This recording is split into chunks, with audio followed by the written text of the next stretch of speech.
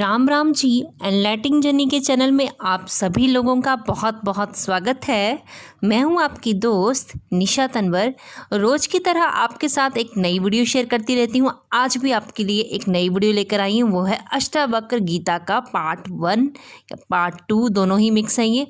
तो आइए हम चलते। पार्ट 1 में हमने पीछे देखा था कि जनक जी ने जो है सवाल पूछे थे और अष्टावक्र जी ने उन्हें निश्चिंत करते हुए, शांत करते हुए उनके जिज्ञासा को शांत किया और उनके सवालों का जवाब दिया। तो आज का जो अध्याय है उसे ध्यान से सुनिएगा और अगर आपको अच्छा लगता है तो प्लीज़ मेरे इस वीडियो को लाइक कीजिए, शेयर कीजिए अपने फ्रेंड्स और रिलेटिव और जानकारों के साथ, और साथ ही मेरे चैनल को सब्सक्राइब ज़रूर कर लीजिएगा और बेल आइकन के बटन को दबा दीजिएगा ताकि मेरे लेटेस्ट वीडियो के नोटिफिकेशन आपको सबसे पहले मिले। तो आइए चलते शुरुआत करते हैं। जनक ने कहा, ज्ञान, ज्ञेय और ज्ञाता ये तीनों यथार्थ नहीं हैं। जिसमें ये तीनों भासते हैं मैं वही निरंजन हूँ।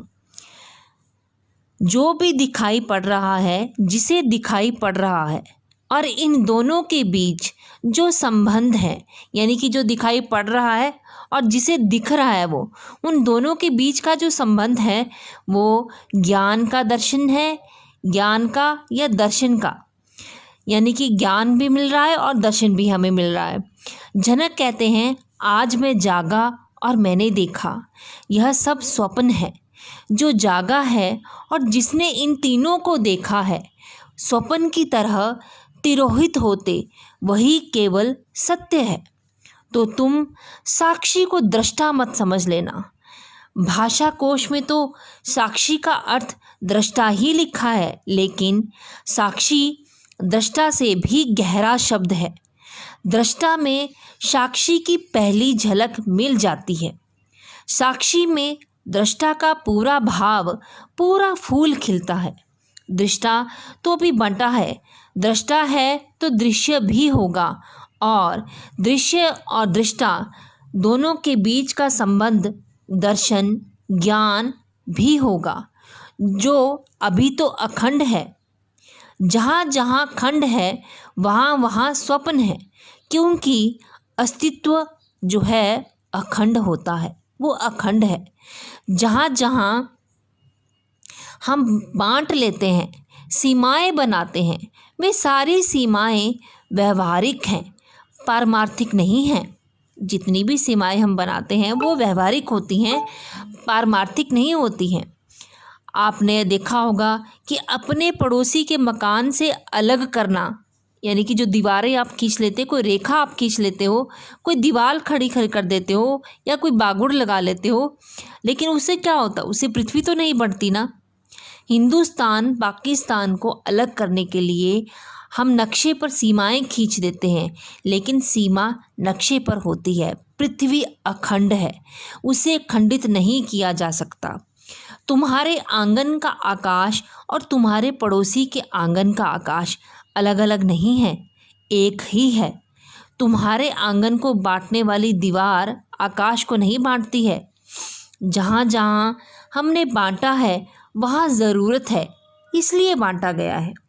उपयोगिता है बांटने की, सत्य नहीं है बांटने में। सत्य तो अनबंटा है, जिसे कभी बांटा नहीं जा सकता। और गहरे से अगर हम इसका विभाजन करें, जो हमारे भीतर है वह है देखने वाले का, दिखाई पड़ने वाले का, यानी कि जो देख रहा है उसका और जो दिखाई दे रहा है उसका। जिस दिन वह विभाजन भी गिर जाता है तो आखिरी राजनीति भी गिर जाती है, आखिरी नक्शे गिर जाते हैं, आखिरी सीमाएं भी गिर जाती हैं। तब जो शेष रह जाता है अखंड, उसे क्या कहें, वो दृष्टा नहीं कहा जा सकता। अब क्योंकि दृश्य तो खो गया है, दृश्य के बिना दृष्टा कहाँ रह गया। इस दृष्टा का जो हो रहा है वो दर्शन नहीं कहा जा सकता, क्योंकि दर्शन तो बिना दृश्य के नहीं हो सकता। जो दृष्टा, दर्शन और दृश्य एक साथ ही बंधे हैं, तीनों होंगे तो साथ होंगे, तीनों जाएंगे तो साथ ही जाएंगे। तुमने देखा, कोई भी स्वप्न जाता है तो पूरा होता है, तो पूरा तुम ऐसे नहीं कर सकते कि स्वप्न में से थोड़ा सा हिस्सा बचा लूं, या कि कर सकते हो ऐसा? रात तुमने एक स्वप्न देखा कि तुम सम्राट हो गए हो, राजा बन गए हो, बड़ा सिंहासन तुम्हें मिल गया है, तुम बहुत बड़े राजमहल में बैठे हो, बड़ा तुम्हारे आसपास बहुत बड़ी फौज है। सुबह जाग कर क्या तुम ऐसा कर सकते हो कि सपने में से कुछ बचा लो? तुम कहो जाए सब, ये सिंहासन बचा लूं, जाए सब, कम से कम पत्नी तो बचा लूं, जाए सब, कम से कम अपना मुकुट तो बचा लूं। नहीं, या तो सपना पूरा रहता या पूरा जाता। अगर तुम जागे तो ये संभव नहीं कि तुम सपने का खंड बचा लो।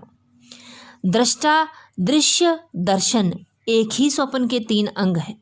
जब पूरा स्वप्न गिरता है और जागरण होता है तो जो शेष रह जाता है उसे तो तुमने स्वप्न में जाना ही नहीं था, वह तो स्वप्न में शामिल ही नहीं हुआ था, वो तो स्वप्न से पार था, सदा पार था, अतीत था, वह स्वप्न का अतिक्रमण किए था। स्वप्न में जिसे तुमने जाना था वो सब खो जाएगा, सब खो जाएगा। इसलिए तुमने परमात्मा की जो भी धारणा बना रखी है, जब तुम्हें परमात्मा का अनुभव होगा तो तुम चकित हो जाओगे। तुम्हारे कोई धारणा काम ना आएगी, तुम्हारी सब धारणाएं खो जाएंगी। जो तुम जानोगे उसे स्वप्न में सोए सोए जानने का कोई उपाय नहीं है, धारणा बनाने का भी कोई उपाय नहीं है। इसलिए तो कहते हैं कि परमात्मा की तरफ जिसे जाना हो उसे सभी धारणाएं छोड़ देनी चाहिए, उसे सब सिद्धांत कचरे घर में डाल देना चाहिए, उसे शब्दों को नमस्कार कर लेना चाहिए, विदा ले लेनी चाहिए। तुमने खूब काम किया संसार में, तुम उपयोगी थे लेकिन पारमार्थिक नहीं थे, इसे भी समझ लीजिए। इस सूत्र के भीतर प्रवेश करने से पहले इस बात को समझ लें, व्यवहारिक सत्य पारमार्थिक सत्य नहीं होता। व्यवहारिक सत्य की उपयोगिता है, वास्तविकता नहीं। पारमार्थिक सत्य की कोई उपयोगिता नहीं है, सिर्फ वास्तविकता है। अगर तुम मुझसे पूछो कि परमात्मा का उपयोग क्या है तो कठिनाई हो जाएगी। क्या उपयोग हो सकता है परमात्मा का? क्या करोगे परमात्मा से? ना तो पेट भरेगा ना प्यास बुझेगी। करोगे क्या परमात्मा का? कौन से लोभ की तृप्ति होगी? कौन सी वासना भरेगी? कौन सी तृष्णा पूरी होगी? परमात्मा का उपयोग नहीं। परमात्मा के कारण तुम महत्वपूर्ण नहीं हो जाओगे, परमात्मा के कारण तुम शक्तिशाली नहीं हो जाओगे, परमात्मा के कारण इस संसार में तुम्हारी प्रतिष्ठा नहीं बढ़ जाएगी। परमात्मा का कोई भी तो उपयोग नहीं है।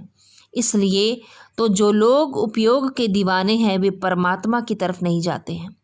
परमात्मा का आनंद है, उपयोग बिल्कुल भी नहीं। कुछ लोगों का मानना है कि हम ध्यान करेंगे तो इससे हमें क्या लाभ होगा। लाभ? तुम बात ही अजीब सी करते हो। जो तुम समझे ही नहीं, ध्यान तो वही करता है जिसने लाभ लोभ छोड़ दिया हो। जिसको लाभ की ना चिंता, जिसको लोभ की ना चिंता, वही तो ध्यान कर सकता है। जिसके मन में अब लाभ व्यर्थ है, बेकार की चीज़ है, जिसने बहुत लाभ करके भी देख लिया, पाया लाभ कुछ भी नहीं। धन मिल जाता है, निर्धनता नहीं कटती है। पद मिल जाता है, प्रतिष्ठा मिल जाती है, लेकिन दीनता नहीं मिटती। सम्मान सत्कार सब मिल जाता है, लेकिन अंदर यानी कि हमारे भीतर सब खाली रह जाता है। नाम जगत भर में फैल जाता है, भीतर सिर्फ दुर्गंध उठती है, कोई सुगंध नहीं उठती है, कोई फूल नहीं खिलते हैं। भीतर कांटे ही कांटे, पीड़ा, चुभन, संताप, असंतोष, चिंता ही चिंता बढ़ती ही चली जाती है। हमारे भीतर चिता सज रही है, बाहर महल खड़े हो जाते हैं, बाहर जीवन का फैलाव बढ़ता चला जाता है, भीतर मौत रोज करीब आती चली जाती है। जिसको यह दिखाई पड़ा कि लाभ में कुछ लाभ नहीं, वही ध्यान करता है। लेकिन कुछ लोग जो सोचते हैं शायद ध्यान में भी कोई लाभ हो, तो चलो ध्यान ही कर लेते हैं। वे पूछते हैं ध्यान से लाभ क्या, इससे क्या फ़ायदा होगा? सुख समृद्धि आएगी, पद प्रतिष्ठा मिलेगी, धन वैभव मिलेगा, हार जीत में परिणत हो जाएंगे। यह जीवन का विषाद, यह जीवन की पराजय, यह जीवन में जो खालीपन है, ये क्या बदलेगा? हम भरे भरे हो जाएंगे क्या? ये प्रश्न गलत पूछते हैं। अभी उनका संसार पूरा नहीं हुआ, वे जरा जल्दी आ गए। अभी फल पका ही नहीं, अभी मौसम आया नहीं, अभी उनके दिन आए नहीं। ध्यान तो वही करता है या ध्यान की तरफ वही चल सकता है जिसे एक बात दिखाई पड़ गई कि इस संसार में जो मिलता है बहुत कुछ मिलता है और कुछ बहुत कुछ मिलता भी नहीं है। सब कुछ मिल जाता है और सब खाली रह जाता है। जिसे यह विरोधाभास दिखाई पड़ गया, फिर वह यह ना पूछेगा कि ध्यान में लाभ क्या है, क्योंकि लाभ होता है व्यवहारिक बातों में। ध्यान पारमार्थिक है, आनंद है। ध्यान में लाभ तो बिल्कुल भी नहीं है। तुम ध्यान को तिजोरी में रखकर नहीं रख सकते। ध्यान से बैंक बैलेंस नहीं बना सकते। ध्यान से सुरक्षा या सिक्योरिटी नहीं बनेगी। ध्यान तो तुम्हें छोड़ देगा अज्ञात में। ध्यान तो तुम्हारी जो सुरक्षा थी वो भी चली जाएगी। ध्यान तो तुम्हें छोड़ देगा अपरिचित लोक में, उस अभियान पर भेज देगा जहां तुम धीरे धीरे गलोगे, पिघलोगे, बह जाओगे। ध्यान से लाभ कैसा? ध्यान से तो हानि होगी, और हानि यह कि तुम ना बचाओगे। ध्यान तो मृत्यु है, लेकिन तब जब तुम मर जाते हो। शरीर से नहीं, शरीर से तो तुम बहुत बार मरे हो। उस मरने से कोई मरता नहीं। वह मरना तो वस्त्र बदलने जैसा है। पुराने वस्त्रों की जगह नए वस्त्र मिल जाते हैं। बूढ़ा बच्चा होकर आ जाता है। उसे मरने से कोई कभी मरा नहीं। मरे तो हैं कुछ थोड़े से लोग, कोई अष्टावक्र, कोई बुद्ध, कोई महावीर। वे मरे, उनकी मृत्यु पूरी है, फिर वे वापस नहीं लौटते। ध्यान मृत्यु है। ध्यान में तुम तो मरोगे, तुम तो मिटोगे, तुम्हारी तो छाया भी ना रहेगी। तुम्हारी तो छाया भी अपवित्र करती है। तुम तो रंच मात्र ना बचोगे, तुम ही ना बचोगे, तुम्हारे लाभ का कहाँ सवाल। तुम स्वयं एक व्यवहारिक सत्य हो, तुम सिर्फ एक मान्यता हो, तुम हो ही नहीं, तुम एक धारणा हो। तुम्हारा कोई भी अस्तित्व नहीं है। तुम्हारी धारणा बिखर जाएगी। सब धारणाएं बिखर जाएंगी तुम्हारे बिखरते ही, क्योंकि जब मालिक ही नहीं रहा तो सब साज सामान इकट्ठा कर लिया था, वह सब बिखर जाएगा। जब संगीत ही नहीं रहा तो वीणा क्या बजेगी। कहते हैं ना रहा बांस, ना बजेगी बांसुरी। तुम ही गए थे तो बांस ही गया, अब बांसुरी का क्या उपाय रह गया। तब जो शेष रह गया जाएगा वह है समाधि, वो है पारमार्थिक। पारमार्थिक का अर्थ है जो है परम आनंदमय, परम विभामय। बरसेगा आशीष, अमृत का अनुभव होगा, लेकिन लाभ कुछ नहीं होगा। व्यवहारिक अर्थों में कोई लाभ नहीं। उससे तुम किसी तरह की संपदा निर्मित नहीं कर पाओगे, कोई भी धन दौलत जमा नहीं कर पाओगे। वही व्यक्ति ध्यान की तरफ आना शुरू होता है जिसे संसार स्वप्रवृत्त हो गया, जो इस संसार में से अब कुछ नहीं बचाना चाहता, जो कहता है यह पूरा सपना है, जाए पूरा। अब तो मैं उसे जानना चाहता हूँ जो सपना नहीं है। ये सूत्र उसी खोजी के लिए है। जनक ने कहा, ज्ञान, ज्ञेय और ज्ञाता ये तीनों यथार्थ नहीं हैं। जिसमें ये तीनों भासते हैं मैं वही निरंजन हूँ। जिसके ऊपर ये सपना चलता संसार का, रात तुम सोते हो, तुम सपना देखते हो, सपना सत्य नहीं, लेकिन जिसके ऊपर सपने की तिरंगे चलती हैं, तरंगे चलती हैं, वो निश्चित सच है। सपना जब खो जाएगा तब भी सुबह तो रहोगे। तुम कहोगे रात सपना देखा, बड़ा झूठा सपना था। एक बात तय है, जो देखा वो तो झूठ था, लेकिन जिसके ऊपर बहा उसे तो झूठ नहीं कह सकते। अगर देखने वाला भी झूठ हो तब तो सपना बन ही नहीं सकता। सपने के बनने के लिए भी कम से कम एक तो सत्य चाहिए। वह सत्य है तुम्हारा होना, और सुबह जागकर जब तुम पाते हो कि सपना झूठा था तो तुम ज़रा ख्याल कर लेना, जिसने सपने को देखा और सपने में जो भरमाया, जो दिखा, जो सपने का दृष्टा बना था वो भी झूठा था। यानी कि जिसने सपने को देखा वो भी झूठा था। रात तुमने सपना देखा कि एक सांप, बड़ा सांप चला आ रहा है, फुंकारे मार रहा है। जिसने देखा सपने में वो कांप गया, घबरा गया। वो पसीने पसीने होकर भागने लगा, पहाड़ पर्वत चढ़ने लगा और सांप पीछा कर रहा है और तुम भाग रहे हो। उसकी फुंकार तुम्हें सुनाई पड़ रही है। वह जब तुम सुबह जाओगे तो सांप तो झूठा हो गया और जिसने सांप को देखा था वो जो देखकर भाग गया था, जो भाग भाग कर घबराया, पसीने से लथपथ होकर गिर पड़ा था, क्या वो सच था? वो भी झूठ हो गया। सपना भी झूठ हो गया, सपने का देखने वाला भी झूठ हो गया। जनक भी ये बात जानता था कि शास्त्रों में सूचनाएं तो भरी पड़ी हैं, लेकिन उसने पूछा, कथ ज्ञानम, कैसे ज्ञान होगा? क्योंकि कितना ही जान लो, ज्ञान तो होता ही नहीं। जानते जाओ, शास्त्रों को पढ़ पढ़ कर रट लो, कंठस्थ कर लो, तोते बन जाओ। एक सूत्र में याद हो जाए, पूरे वेद स्मृति में छप जाएं, फिर भी ज्ञान तो होता ही नहीं। कैसे होगा ज्ञान? मुक्ति कैसे होगी? कैसे प्राप्त होगी मुक्ति? क्योंकि जिसको तुम ज्ञान कहते हो वो तो बांध लेता है, उल्टे मुक्त कहाँ करता है वो? ज्ञान तो वो है जो मुक्त करे।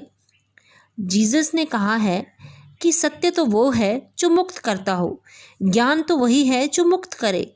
यह ज्ञान की कसौटी है। पंडित कभी मुक्त होते दिखाई पड़े हैं? बंधे दिखाई पड़े हैं। मुक्ति की बातें करता है, मुक्त दिखाई नहीं पड़ता, हजार बंधनों में बंधा हुआ मालूम पड़ता है। तुमने कभी गौर किया, तुम्हारे संत, जो तुम्हारे आसपास के संत हैं, तुमसे भी ज़्यादा बंधे हुए मालूम पड़ते हैं। तुम शायद थोड़े बहुत मुक्त भी हो, तुम्हारे संत तो तुमसे भी ज़्यादा बंधे हैं, लकीर के फ़कीर हैं, ना उठ सकते स्वतंत्रता से, ना बैठ सकते स्वतंत्रता से, ना जी सकते आज़ादी से। तो मुक्ति कैसे हुई? जनक ने पूछा, मुक्ति कहाँ है? कैसे मुक्त हुई? कैसे होती है मुक्ति? क्या है मुक्ति? उस ज्ञान को मुझे समझाइए जो मुक्त कर देता है। स्वतंत्रता मनुष्य की सबसे महत्वपूर्ण आकांक्षा है। सब पालो, लेकिन गुलामी अगर रही तो छिदती है। सब मिल जाए, स्वतंत्रता ना मिले तो कुछ भी नहीं मिला। मनुष्य चाहता है खुला आकाश, कोई सीमा ना हो, कोई बंधन ना हो। वह मनुष्य की अंतरतम निगड़तम आकांक्षा है, जहाँ कोई सीमा ना हो, कोई बाधा ना हो, कोई बंधन ना हो। इसी को परमात्मा होने की आकांक्षा कहो, मोक्ष की आकांक्षा कहो। हमने ठीक शब्द चुन लिया, मोक्ष। दुनिया की किसी भी भाषा में ऐसा प्यारा शब्द नहीं है। स्वर्ग, फिरदौस, इस तरह के शब्द हैं, लेकिन उन शब्दों में मोक्ष की कोई धुन नहीं है। मोक्ष का संगीत ही अनूठा है, उसका अर्थ ही केवल इतना है। ऐसी परम स्वतंत्रता जिस पर कोई बाधा नहीं है। स्वतंत्रता इतनी शुद्ध होनी चाहिए जिस पर कोई सीमा नहीं हो।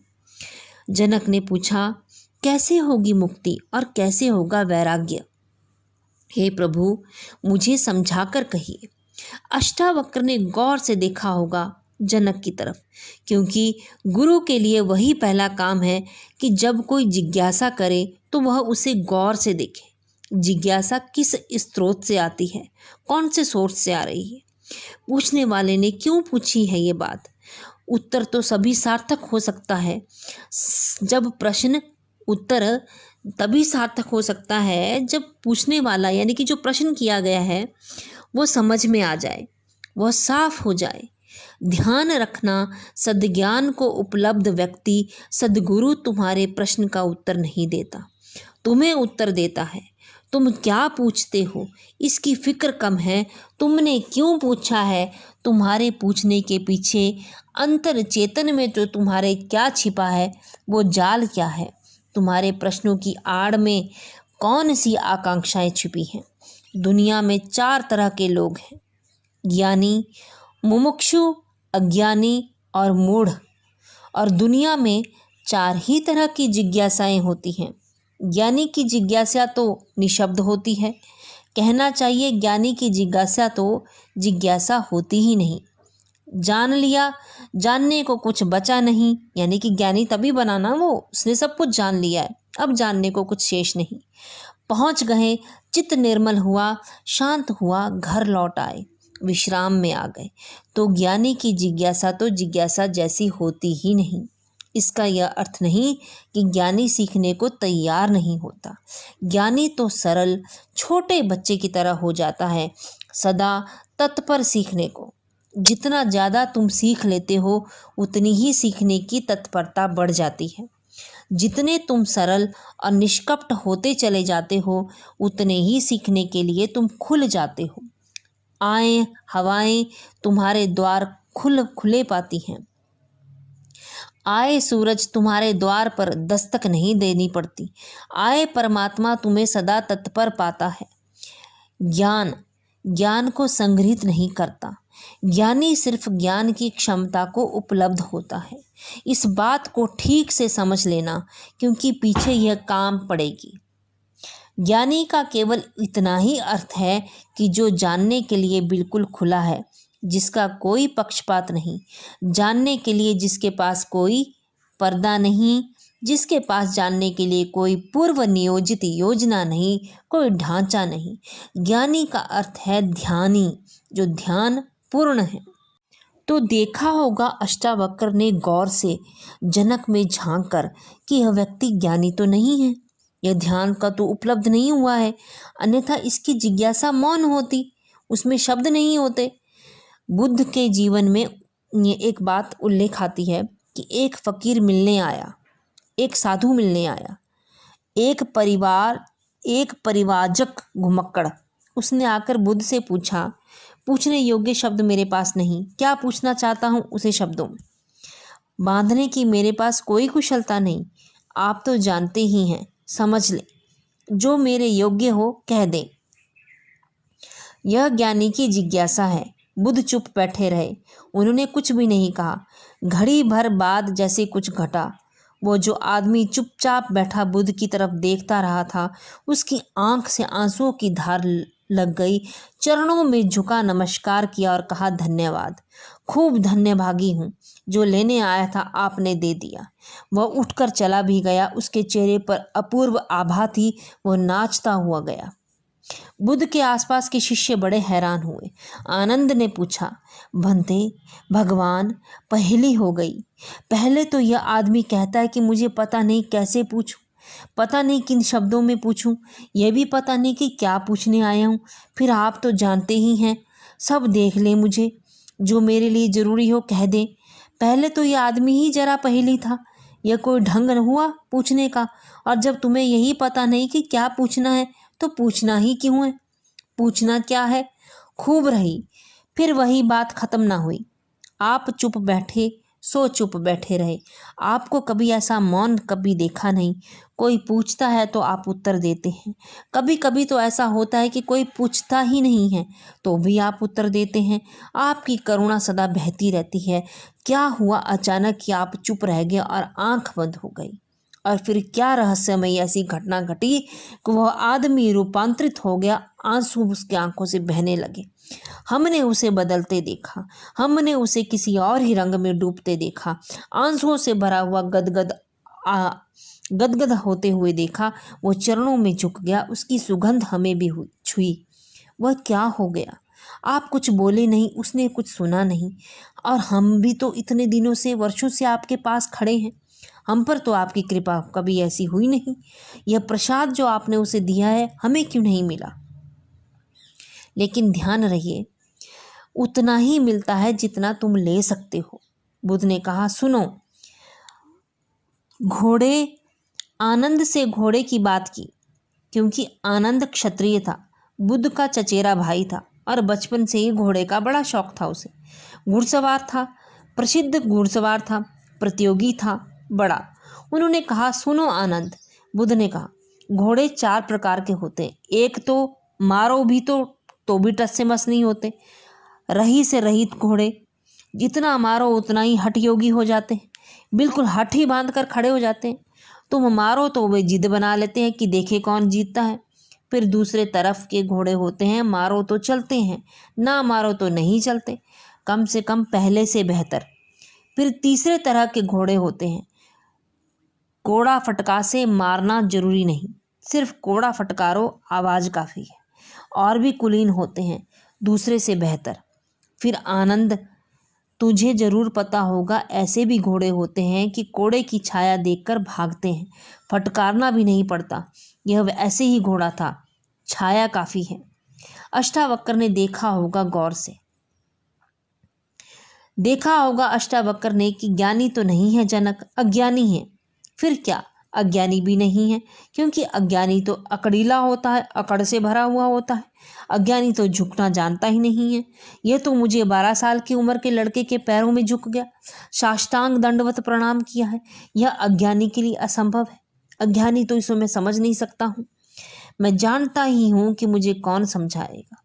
अज्ञानी अगर कभी पूछता भी है तो तुम्हें गलत सिद्ध करने को पूछता है, क्योंकि अज्ञानी तो यह मान कर ही चलता है कि पता तो मुझे है ही, देखे इसको भी पता है या नहीं है। अज्ञानी परीक्षा के लिए पूछता है, आपकी परीक्षा लेता है। नहीं, इसकी आंखें जनक की तो बड़ी निर्मल है। मुझ 12 साल के अनजान अपरिचित लड़के को सम्राट होते हुए भी इसने कहा, एतत् मम बुहि प्रभो, हे प्रभु मुझे समझाकर कहें। नहीं, यह विनयशील है, अज्ञानी तो नहीं है। मूढ़ है क्या फिर? मूढ़ तो पूछते ही नहीं है। मूढ़ों को तो पता ही नहीं कि जीवन में कोई समस्या भी है या नहीं। मूढ़ और बुद्ध पुरुषों में एक समानता है। बुद्ध पुरुषों के लिए कोई समस्या ही नहीं होती, मूढ़ों के लिए अभी समस्या उठी ही नहीं होती। बुद्ध पुरुष समस्या के पार हो गए, मूढ़ अभी समस्या के बाहर हैं। मूढ़ तो इतना मूर्छित है कि उसे कहाँ सवाल। कथ ज्ञानम, मूढ़ पूछेगा। कथ मुक्ति, मूढ़ पूछेगा कैसे होगा वैराग्य। मूर्ख तो नहीं पूछ सकता, असंभव। तो उसने अष्टावक्र मन में भी सोच रहा था कि जनक मूढ़ भी नहीं है, मुमुक्षु है। मुमुक्षु का शब्द समझना बहुत अत्यंत आवश्यक है कि मुमुक्षु का क्या अर्थ होता है। मुमुक्षु का अर्थ है मोक्ष की आकांक्षा। अभी मोक्ष के पास नहीं पहुंचा है, ज्ञानी नहीं है। मोक्ष के प्रति पीठ करके नहीं खड़ा, मूढ़ नहीं है। मोक्ष के संबंध में कोई धारणाएं पकड़कर नहीं बैठा, अज्ञानी भी नहीं है, मुमुक्षु है। मुमुक्षु का अर्थ है सरल है, इसकी जिज्ञासा ना मूढ़ता से अपवित्र हो रही है, ना अज्ञानपूर्ण धारणाओं से विकृत हो रही है। शुद्ध है जिसकी इसकी जिज्ञासा, सरल चित्त से पूछा है। अष्टावक्र ने कहा, हे प्रिय, यदि तू मुक्ति को चाहता है तो विषयों को विष के समान छोड़ दे और क्षमा, आर्जव, दया, संतोष और सत्य को अमृत के समान सेवन कर। शब्द विषय बड़ा बहुमूल्य है, वह विष से ही बना है। विष का अर्थ होता है जिसे खाने से आदमी मर जाता है। विषय का अर्थ होता है जिसे खाने से हम बार बार मरते हैं। बार बार भोग, बार बार भोजन, बार बार महत्वाकांक्षाएं, ईर्ष्या, क्रोध, जलन, बार बार इन्हीं को खा खा कर हम मरे जा रहे हैं। बार बार इन्हीं के कारण तो हम मर रहे हैं। अब तक हमने जीवन में जाना कहाँ है? कहाँ जाना है? मरने को ही तो जाना है। अब तक हमारा जीवन की प्रज्वलित ज्योति कहाँ? मृत्यु का धुआं है। जन्म से लेकर मृत्यु तक हम मरते ही तो हैं, धीरे धीरे जीते कहाँ हैं? रोज रोज मरते हैं। जिसको हम जीवन का तो पता ही नहीं, तो हम जिएंगे कैसे? यह शरीर तो रोज क्षीण होता चला जाता है, यह बल तो रोज खोता ही चला जाता है, ये भोग और विषय तो रोज हमें चूसते रहते हैं। ये विषय और कामनाएं तो छेदों की तरह हैं, इनसे हमारी ऊर्जा और आत्मा रोज बहती चली जाती है। आखिर में घड़ा खाली हो जाता है, उसको हम मृत्यु कहते हैं। यह विषय और कामनाएं तो छेदों की तरह हैं, इनसे हमारी ऊर्जा और आत्मा रोज बहती चली जाती है। आखिर में घड़ा खाली हो जाता है, उसको हम मृत्यु कहते हैं। तुमने कभी देखा है, अगर छिद्र वाले घड़े को कुएं में डालो तो तब तक घड़ा पानी में डूबा होता है, भरा मालूम पड़ता है। उठाओ, पानी के ऊपर खींचो रस्सी से, बस खाली होना शुरू हुआ। जोर का शोरगुल होता है, उसी को तो तुम जीवन कहते हो। जल धाराएं गिरने लगती हैं, उसी को तुम जीवन कहते हो। और घड़ा जैसे जैसे पास आता हाथ के खाली होता चला जाता है, जब हाथ में आता है तो खाली घड़ा, जल की एक बूंद भी नहीं। ऐसा ही हमारा जीवन है। बच्चा पैदा नहीं हुआ भरा मालूम होता है, पैदा हुआ कि खाली होना शुरू हुआ। जन्म का पहला दिन, मृत्यु का पहला दिन, खाली होने लगा। 1 दिन मरा, 2 दिन मरा, 3 दिन मरा। जिनको तुम जन्मदिन कहते हो, अच्छा हो मृत्यु दिन कहो तो ज़्यादा सत्यतर होगा। 1 साल मर जाते हो, उसको कहते हो चलो एक जन्मदिन आ गया। 50 साल मर गए, कहते हो 50 साल जी लिए। स्वर्ण जयंती मनाएं, 50 साल मरे। मौत करीब आ रही है, जीवन दूर जा रहा है, घड़ा खाली हो रहा है। जो दूर जा रहा है उसके आधार पर तुम जीवन को सोचते हो, या जो पास आ रहा है उसके आधार पर। ये कैसा उल्टा गणित है तुम्हारा। हम रोज मर रहे हैं, मौत करीब सरकती आती है। अष्टावक्र कहते हैं विषय है विश्वत, क्योंकि उन्हें खा खा कर हम सिर्फ मरते हैं, उनसे कभी जीवन तो मिलता नहीं। यदि तू मुक्ति चाहता है हे तात, हे प्रिय, तो विषयों को विष के समान छोड़ दे। क्षमा, आर्जव, दया, संतोष और सत्य को अमृत के समान सेवन कर। अमृत का अर्थ जिससे जीवन मिले, जिससे अमरत्व मिले, जिससे उसका पता चले, जो फिर कभी नहीं मरेगा। तो क्षमा क्रोध विष है, क्षमा अमृत है। आर्जव कुटिलता विष है, सीधा सरल पर आर्जव अमृत है। दया कठोरता क्रूरता विष है, दया करुणा अमृत है। संतोष असंतोष का कीड़ा खाए चला जाता है, असंतोष का कीड़ा हृदय में कैंसर की तरह फैला चला जाता है, विष फैलाए चला जाता है। संतोष जो है उसे तृप्ति, जो नहीं है उसकी आकांक्षा नहीं, जो है वह काफ़ी से ज़्यादा है, वह है ही काफ़ी से ज़्यादा। आँख खोलो जरा देखो, संतोष कोई थोपना नहीं है ऊपर जीवन के। जरा गौर से देखो, तुम्हें जो मिला है वह तुम्हारी ज़रूरत से सदा ज़्यादा है।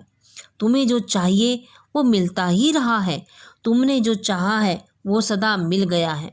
तुमने दुख चाहा है तो दुख मिल गया, तुमने सुख चाहा तो सुख मिल गया, तुमने गलत चाहा तो गलत मिल गया। तुम्हारी चाह ने तुम्हारे जीवन को रचा। चाह बीज है, फिर जीवन उसकी फसल है। जन्मों जन्मों में तुम चाहते रहे हो, वही तो तुम्हें मिलता रहा है। इस दुनिया में सफलता उन्हें मिलती है जिन्होंने सफलता नहीं चाही, और सम्मान उन्हें मिलता है जिन्होंने सम्मान नहीं चाहा। क्योंकि जिन्होंने सफलता नहीं चाही, उन्होंने यह मान लिया कि सफल तो हम पहले से ही हैं, और अब और सफलता क्या चाहना। सम्मान तो हमारी आत्मा के भीतर है ही, तो उसे अब और सम्मान क्या चाहना। परमात्मा ने इस संसार में जन्म देकर सम्मान दे दिया तुम्हें, तो अब किस चीज़ का सम्मान चाहते हो। पहला अध्याय अष्टावक्र का पढ़कर ऐसा लगा कि जैसे हम पृथ्वी पर नहीं हैं, आकाश में एक ज्योति कण है। इस पृथ्वी पर हम हैं, परंतु इस पृथ्वी पर हम ना तो हो सकते हैं और ना हम हैं। ऐसा मालूम पड़ता है कि पृथ्वी पर हम अजनबी हैं।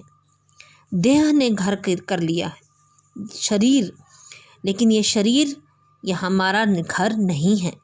जैसा कोई व्यक्ति परदेश में बस जाए और अपने देश को भूल जाए, फिर अचानक रास्ते में बाजार में कोई मिल जाए जो अपने घर की याद दिला दे, देश की याद दिला दे, जो अपनी भाषा में बात करे, तो एक पल के लिए परदेश मिट जाएगा, स्वदेश आंखों के सामने आ जाएगा।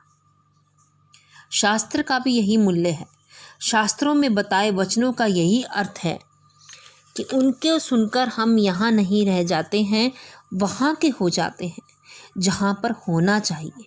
उनके संगीत के घेरे में रहकर जो आसपास है वो दूर हो जाते हैं, और जो दूर हो वो पास आ जाते हैं।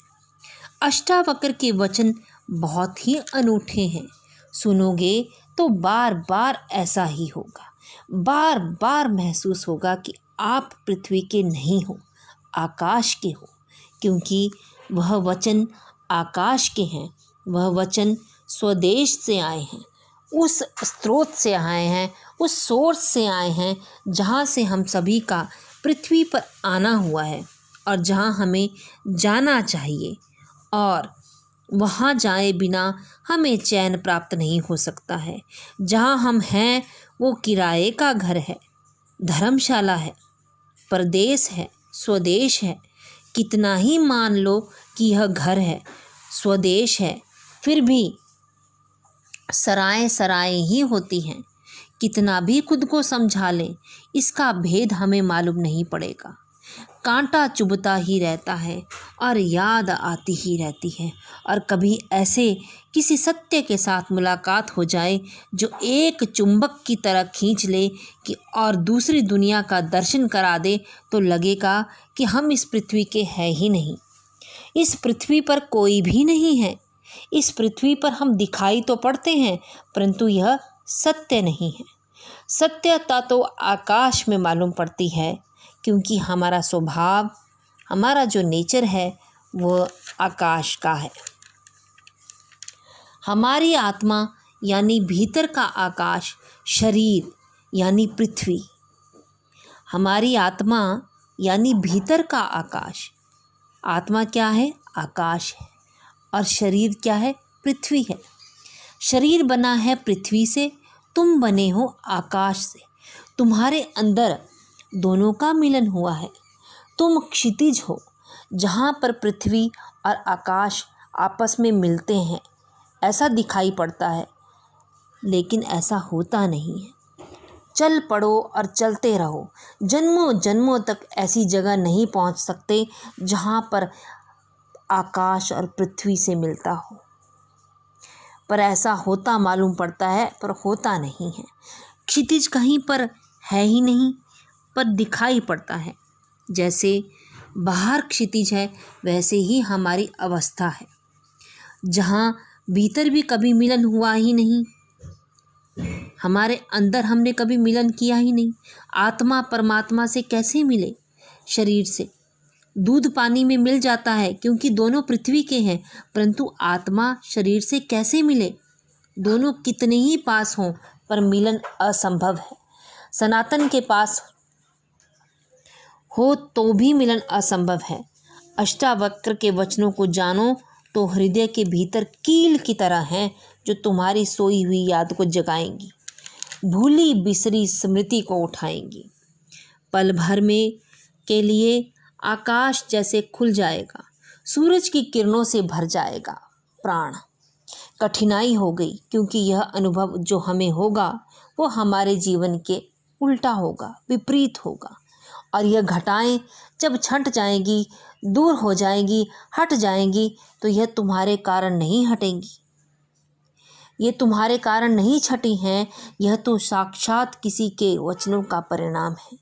फिर घटाएं घिर आएंगी, क्योंकि आप अपनी आदतों से घटाओं को फिर से घेर लेंगे, क्योंकि मानोगे तो नहीं इतनी जल्दी। फिर सोचोगे कि जो दिखाई दिया वो मन का वहम तो नहीं। अंधेरा प्राचीन है। अंधेरा क्या है? प्राचीन है। और सूरज की किरण जब फूटती है तो वो नई है, अत्यंत नई है। पल भर के लिए किरण दिखाई पड़ती है, फिर तुम अंधेरे में खो जाते हो। कहने का मतलब यह है कि अंधेरा, अज्ञान और ज्ञान सूरज की किरण है। सूरज की किरण बिल्कुल नहीं है, इतनी नहीं कि भरोसा कैसे करें। इस पृथ्वी पर कोई भी नहीं है। यह धारणा है हमारी कि हम इस पृथ्वी पर हैं, लगता है, परंतु यह सत्य नहीं है। आकाश में विद्यमान एक ज्योति पुंज हूँ मैं। यह प्रारंभ है। असीम आकाश में भी हम पूरी तरह लीन हो जाते हैं। अगर कभी ऐसा लगता भी है हवाएं हमें उस तरफ ले भी जाएं, तो भी हम स्वयं को वहाँ पर जाने से बचा लेते हैं। घटना तो उस दिन घटेगी जिस दिन आप पूरी तरह से आकाश के हो जाओगे। ऐसा तो कहते हैं कि मैं एक शून्य आकाश हूँ, परंतु जब तक मैं शब्द आ गया तब यह कैसे संभव हो गया? मैं है तो आकाश अलग रहेगा। भाषा तो उनकी है जो परदेश में बस गए, और परमात्मा ने सम्मान दे दिया तुम्हें पैदा करके। अब और किस बात का सम्मान चाहते हो तुम? परमात्मा ने तुम्हें गौरव दे दिया जीवन दिया है तुम्हें, यह सौभाग्य दिया है कि आँख खोलो, देखो हरे पेड़ों को, वृक्षों को, फूलों को, पक्षियों को। कान दिए हैं सुनने के लिए, संगीत सुनो। जल प्रपात के मरमर को बोध दिया, यानी कि बुद्धि दी, ताकि जान सको, बुद्ध हो सको। अब और क्या चाहते हो? सम्मानित तो तुम्हें भगवान ने, परमात्मा ने कर ही दिया है। परमात्मा ने तुम्हें प्रमाण पत्र दिया है। तुम भिखारी की तरह किनसे प्रमाण पत्र मांग रहे हो? उनसे जो तुमसे प्रमाण पत्र मांग रहे हैं। दो भिखारी हैं, एक दूसरे के सामने खड़े मांग रहे हैं। क्या? भीख मांग रहे हैं। यह भीख मिलेगी कैसे? दोनों तो भिखारी हैं। तुम किससे सम्मान मांग रहे हो? किसके सामने खड़े हो? यह अपमान कर रहे हो तुम अपना, और यही अपमान गहन होता चला जाएगा। संतोष का अर्थ होता है देखो जो तुम्हारे पास है, देखो जरा आँख खोलकर जो तुम्हें मिला है। यह अष्टावक्र की बड़ी बहुमूल्य कुंजी है। यह धीरे धीरे ही तुम्हें साफ हो गई। अष्टावक्र की दृष्टि बड़ी क्रांतिकारी है, बड़ी अनूठी है, जड़ मूल से क्रांति की है। संतोष और सत्य को अमृत के समान सेवन कर, क्योंकि असत्य के साथ जो जिएगा वह असत्य होता चला जाएगा। जो असत्य को बोलेगा, असत्य को जिएगा, स्वभावतः असत्य से घिरता चला जाएगा। उसके जीवन से संबंध विच्छिन्न हो जाएंगे, उसकी जड़ें टूट जाएंगी। परमात्मा में जड़ें चाहते हो तो सत्य के द्वारा ही वे जड़ें प्राप्त हो सकती हैं। प्रामाणिकता और सत्य के द्वारा ही तुम परमात्मा से जुड़ सकते हो। परमात्मा से टूटना है तो असत्य का धुआं पैदा करो, असत्य के बादल अपने पास बनाओ। जिस दिन तुम असत्य होते चले जाओगे, तुम परमात्मा से दूर होते चले जाओगे। तुम ना पृथ्वी है, ना जल है, ना वायु है, ना आकाश है। मुक्ति के लिए आत्मा को, अपने को, इन सब का साक्षी चैतन्य जान। सीधी सीधी बातें हैं, भूमिका भी नहीं है। अभी दो वचन नहीं बोले अष्टावक्र ने कि ध्यान आ गया, कि समाधि की बात आ गई। जानने वाले के पास समाधि के अतिरिक्त और कुछ जताने को है भी नहीं। वह दो वचन भी बोले क्योंकि एकदम से अगर समाधि की बात हो गई तो शायद तुम चौंक जाओगे, समझ ही नहीं पाओगे। मगर दो वचन और सीधी समाधि की बात आ गई। अष्टावक्र 7 कदम भी नहीं चलते।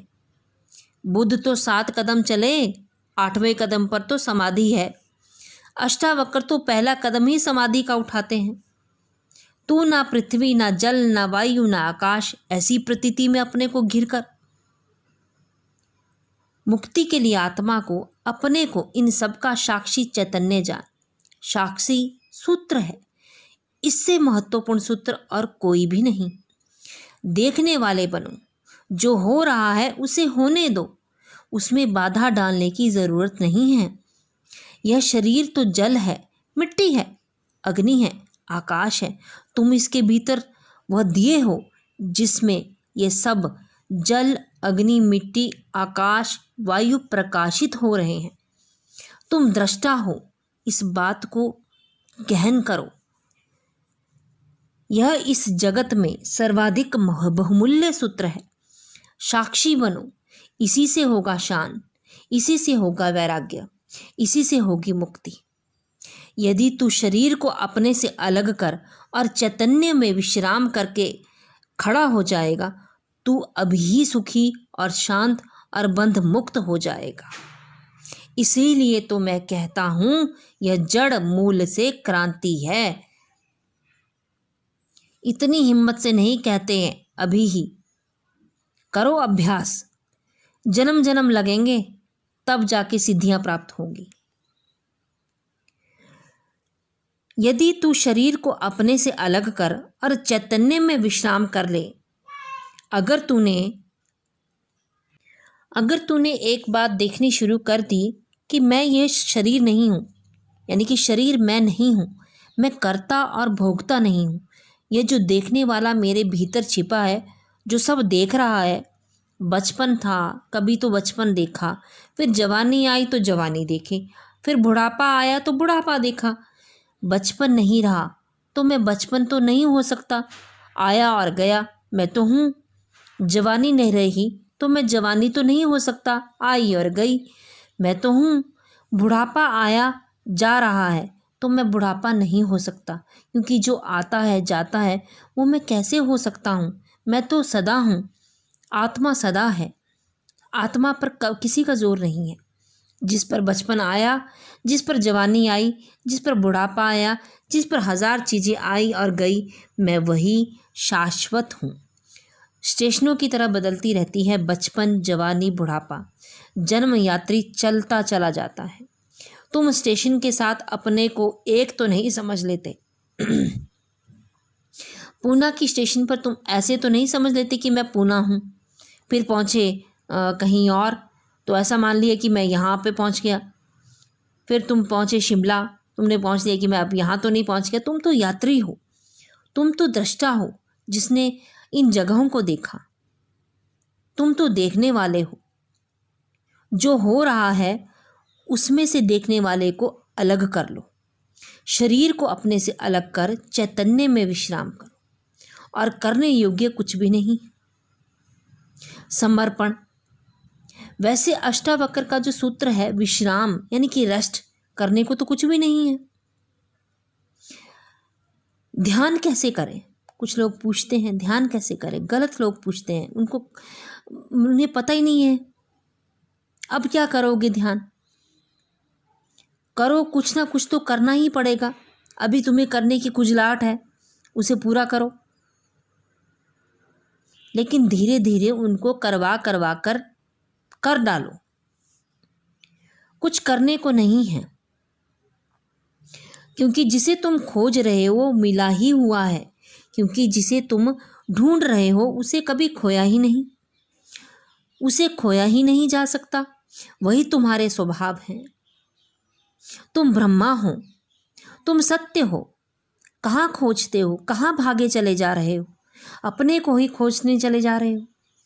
रुक जाओ, रुक जाओ, ठहर जाओ। परमात्मा कभी दौड़ने से नहीं मिलता, क्योंकि परमात्मा दौड़ने वालों में छिपा है। परमात्मा कुछ करने से नहीं मिलता, क्योंकि परमात्मा करने वालों में छिपा है। परमात्मा के होने के लिए कुछ करने की जरूरत ही नहीं है, तुम हो ही। अष्टावक्र कहते हैं चिति विश्राम्य, विश्राम करो, ढीला छोड़ो अपने को, तनाव छोड़ो। कहाँ जा रहे हो, कहाँ जाना है? कहीं पहुँचने का नहीं है। और चैतन्य में विश्राम तो तू अभी ही है, इसी क्षण अधुनैव सुखी, शांत और बंध मुक्त हो जाएगा। अनूठा सा वचन है, नहीं कोई और शास्त्र इसका मुकाबला करता। तू ब्राह्मण है, आदि वर्ण नहीं है, और ना ही तू कोई आश्रम वाला है, ना आँख आदि इंद्रियों का विषय है। असंग और निराकार तू सबका, विश्व का साक्षी है। ऐसा जानकर सुखी हो। अब हिंदू इस शास्त्र को कैसे सिर उठाएं, क्योंकि उनका तो सारा धर्म वर्ण और आश्रम पर खड़ा है। अष्टावक्र कहते हैं तू कोई ब्राह्मण नहीं, ना कोई शूद्र है, ना क्षत्रिय है। ये सब बकवास हैं, ये सब ऊपर के आरोपण हैं, ये सब राजनीति है और समाज का खेल है। तू तो सिर्फ ब्रह्मा है, ब्राह्मण नहीं, क्षत्रिय नहीं, शूद्र नहीं। तू ब्राह्मण आदि वर्ण नहीं, और ना तू कोई आश्रम वाला है, और ना तो यह है कि तू कोई ब्रह्मचर्य है। आश्रम में है कि गृहस्थ, आश्रम में है कि संन्यास्त, कोई आश्रम वाला नहीं। तू तो इस सारे स्थानों के भीतर से गुजरने वाला दृष्टा है। अष्टावक्र की गीता हिंदू दावा नहीं कर सकते, हमारी है। अष्टावक्र की गीता सबकी है। अगर अष्टावक्र के समय में अब ऐसे अष्टावक्र को कौन मंदिर बनाए, इसके लिए कौन इसके शास्त्रों को सिर पर उठाए, कौन दावेदार बने? क्योंकि ये सभी का निषेध कर रहे हैं, मगर ये सत्य की सीधी घोषणा है। अष्टावक्र यह नहीं कहते कि ऐसा तुम जानोगे तो फिर सुखी हो जाओगे। वचन को ठीक से सुनना, अष्टावक्र कहते हैं, ऐसा जानकर सुखी हो, सुखी भव, अभी हो सुखी। जनक पूछते हैं, सुख कैसे होगा, कैसे बंधन मुक्त होगा, कैसे ज्ञान होगा।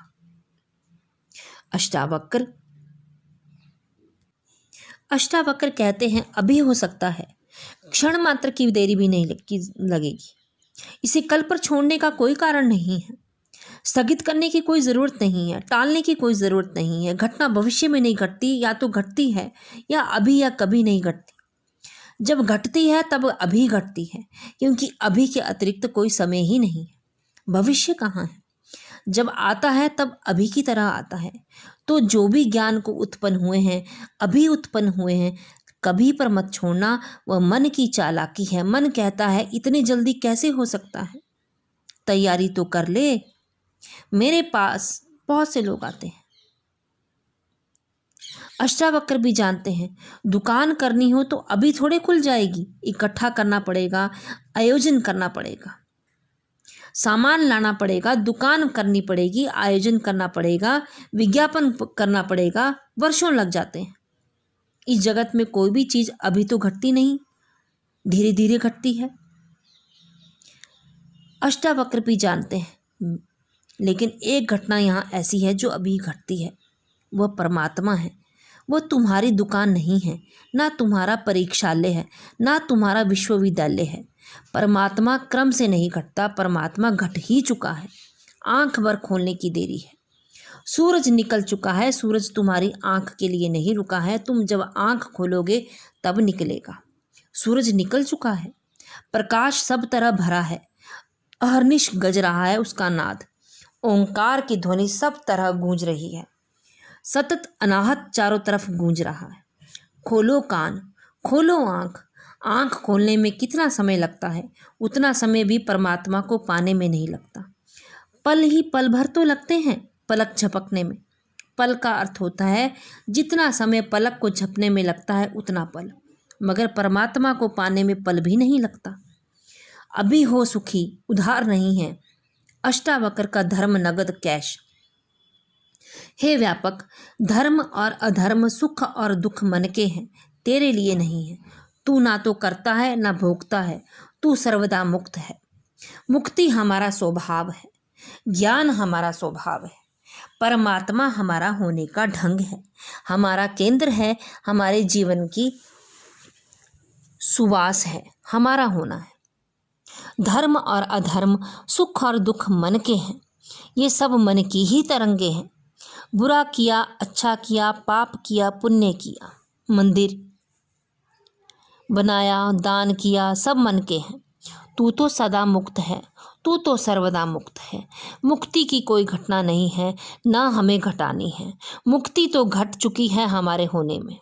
मुक्ति से बना है यह अस्तित्व, इसका रोआ रोआ रंच रंच मुक्ति से निर्मित है। मुक्ति है धातु जिससे बना है सारा अस्तित्व। स्वतंत्रता स्वभाव है। यह उद्घोषणा बस समझी कि क्रांति घट जाती है। समझने के अतिरिक्त कुछ करना नहीं है। यह बात ख्याल में उतर जाए, तुम सुन लो तो इसे मन भर कर, तुम सुन लो इसे मन भर कर बस। तो आज इतना ही कहना चाहूँगी। अष्टावक्र को समझने की चेष्टा भर करना, करने से कुछ होने ही वाला नहीं है। इसलिए तुम कॉपी वगैरह नोटबुक लेकर मत आना कि लिख लेंगे, कुछ आएगा सूत्र तो नोट कर लेंगे, करके देख लेंगे। करने का यहाँ कुछ काम नहीं है। तुम भविष्य की फिक्र छोड़कर सुनना, तुम सिर्फ सुन लेना। महावीर ने कहा है कि श्रावक मुक्त हो सकता है सिर्फ सुनते सुनते। श्रावक का अर्थ होता है सुनते सुनते मुक्त हो जाए। साधु का अर्थ तो इतना ही है जो सुन सुनकर मुक्त ना हो सका, थोड़ा कमज़ोर बुद्धि का है। कुछ करना पड़ा, सिर्फ कोड़े की छाया काफ़ी ना थी।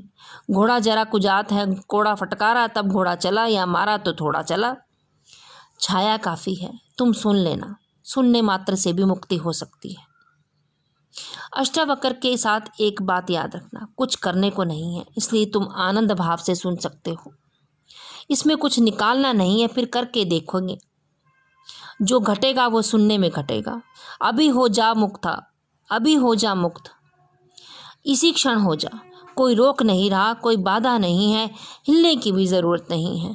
जहाँ है वहीं हो जा मुक्त, क्योंकि मुक्त तू है ही। जाग और हो जा मुक्त, हो जा सुखी। एक पल की भी देर करने की कोई ज़रूरत नहीं है।